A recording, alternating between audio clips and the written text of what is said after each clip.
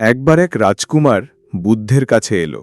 সে অত্যন্ত অহংকারী ছিল এবং বলল, প্রভু, আপনি এত সম্মান পান, সবাই আপনার শিষ্য হয়, কিন্তু আপনি তো রাজা নন, ধনবানও নন, তাহলে মানুষ কেন আপনার কথা শোনে? বুদ্ধ শান্ত কণ্ঠে জিজ্ঞেস করলেন, তুমি কি মধু ভালোবাসো? রাজকুমার বলল, অবশ্যই।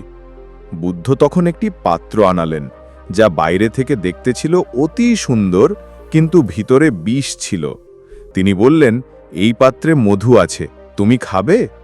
রাজকুমার বিস্ময়ে বলল, না প্রভু, বাইরে সুন্দর হলেও ভিতরে যদি বিষ থাকে, সেটা তো আমাকে মারতে পারে।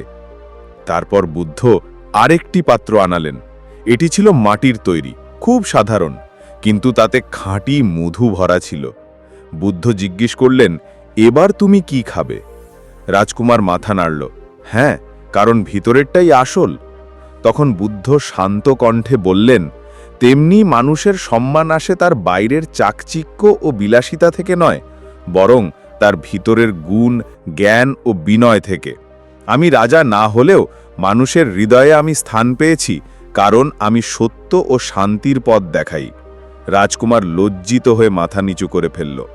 বুদ্ধ তখন বললেন, মানুষের প্রকৃত মূল্য বাইরের আড়ম্বর নয়, বরং তার মনের গভীরতা ও চরিত্রের গুণের মাধ্যমে তা প্রকাশ পায়।